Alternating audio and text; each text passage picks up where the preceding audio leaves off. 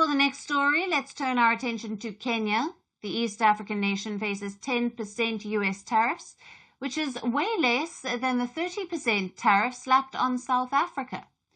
Yet President Ruto does not want to take any chances with Trump, which is why the Ruto government has signed a high-profile lobbying deal to strengthen ties with Washington. The Kenyan government signed the deal with a US-based firm, which is led by a former Trump administration official, Carlos Trujillo, and Kenya is paying a handsome sum to please Trump. It is $175,000 per month, with additional costs for travel and other expenses. The Ruto government calls the lobbying deal strategic, but Kenyans are slamming it as a waste of taxpayers' money. Violent protests have become a daily occurrence in Kenya, from high unemployment rates and economic crisis to police brutality and suppression of dissent.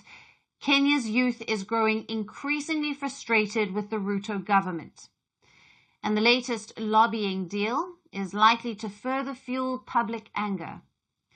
So the price Kenya is paying to appease Trump is big, but the threats looming over Kenya-US relations are even bigger.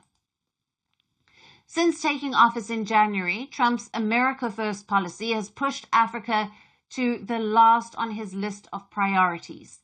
And even though Kenya faces relatively lower tariffs, the Trump threat has not spared the East African nation. In August, a top Republican had introduced an amendment in the US Senate seeking a review of Kenya's Major Non-NATO Ally status.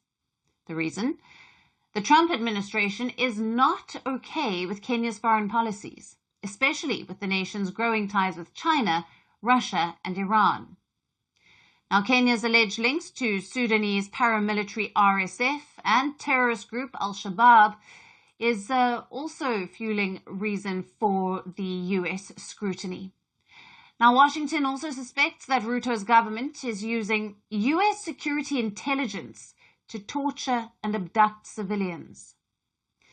The Major Non-NATO Ally status is given to countries outside of the NATO alliance that have a strategic partnership with the US armed forces.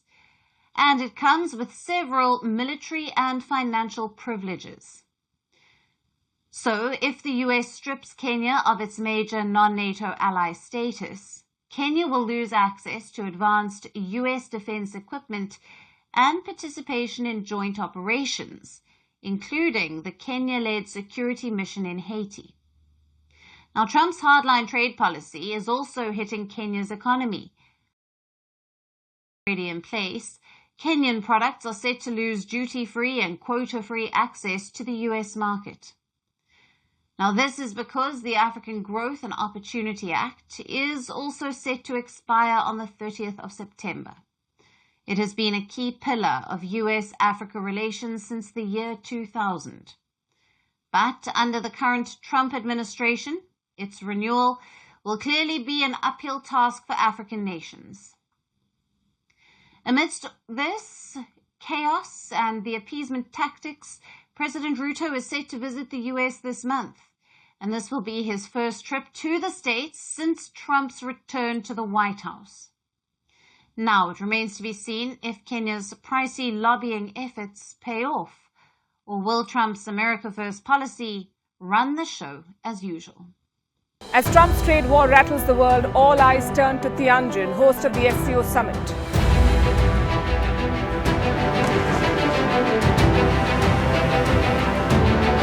Prime Minister Modi makes his first visit to China in 7 years. India's policy of multi-alignment faces its biggest test. Will the outreach to China open the door to a new partnership? And will talks with Russia add weight to India's stance against trade wars and tariffs? Catch Vantage live from Tianjin.